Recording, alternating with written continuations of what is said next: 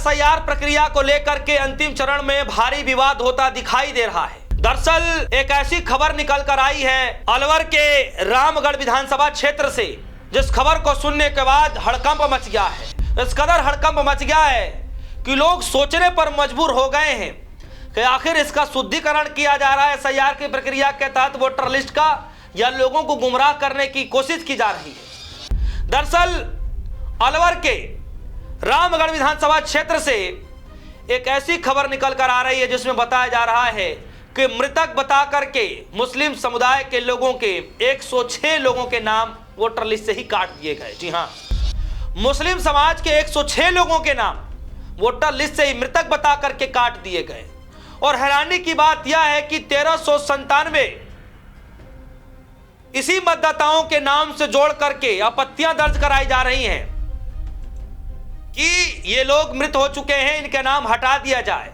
1397 ऐसी आपत्तियां और दर्ज कराई गई हैं, जिस खबर को आने के बाद गांव में हड़कंप मच गया। पूरी मीटिंगें बुला ली गई, ग्राम पंचायत तक बुला लिए गए और बाद में इस मामले को लेकर एसडीएम तक पहुंचा जाता है। दोस्तों, ये अलवर के रामगढ़ की कहानी है, जहां पर मुस्लिम समुदायों के नाम काटे जा रहे हैं।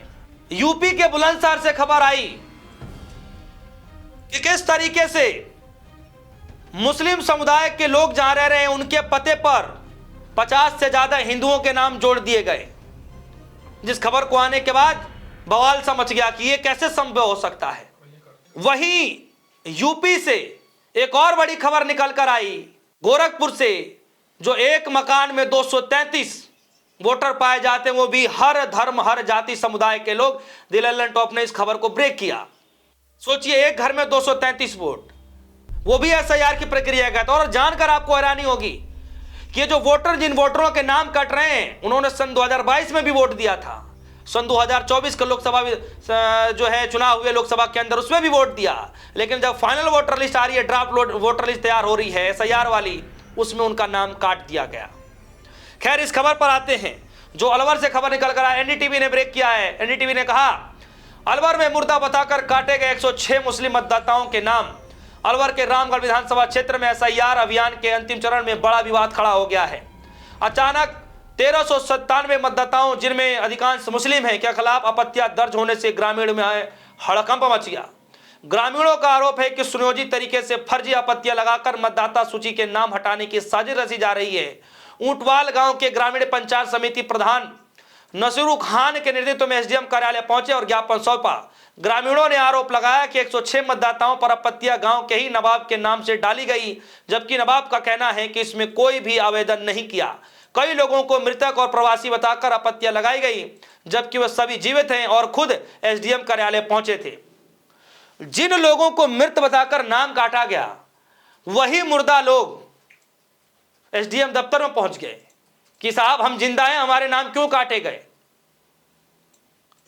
अब हालांकि कार्रवाई की बातचीत की जा रही है, लेकिन जरा इस खबर को देखिए। यह तो एनडीटीवी की रही खबर, जरा इस खबर को देखिए। अलवर की ही खबर है और इस खबर को जरा ध्यान से पढ़िएगा। इसमें लिखा गया है, फर्जी आपत्ति देने वाले निकले भाजपा के बीएलए, नाम खुले तो बोले हमने नहीं दिया। दैनिक भास्कर की खबर है।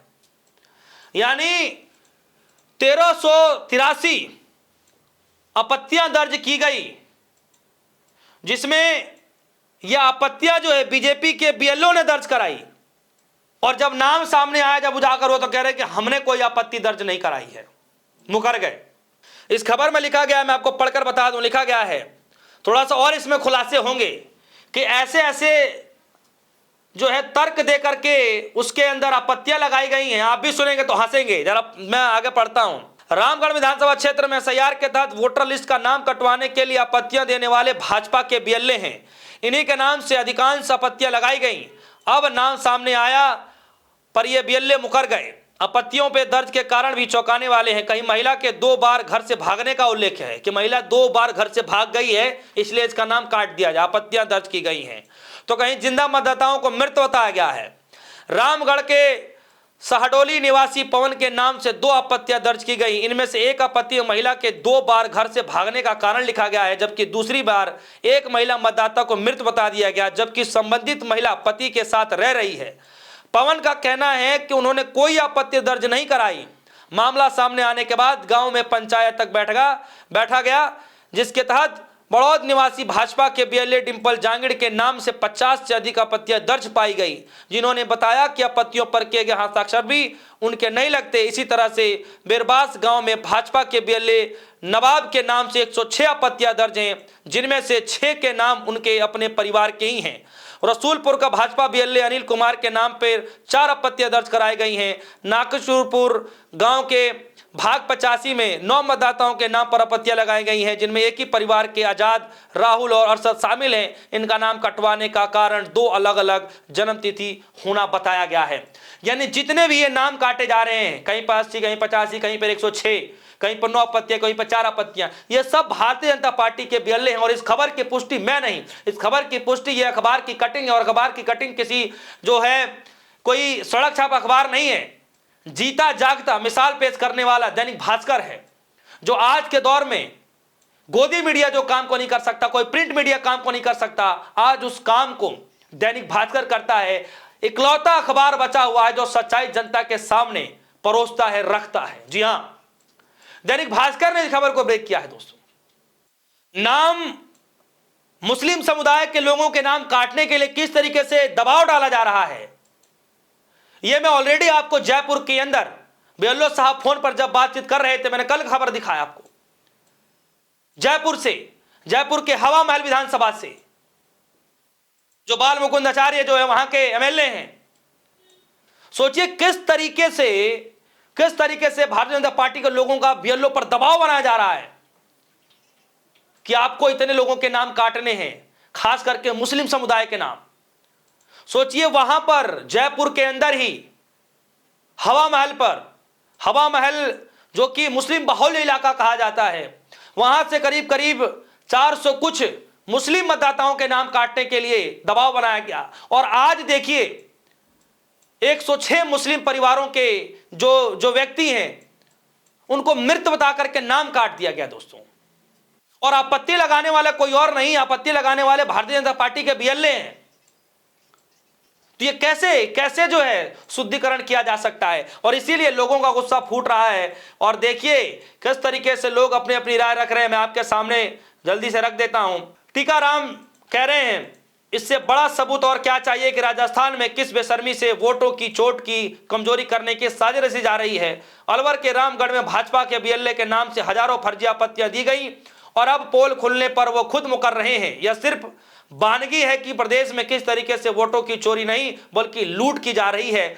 मुख्य निर्वाचन अधिकारी तुरंत उनसे संज्ञान लें।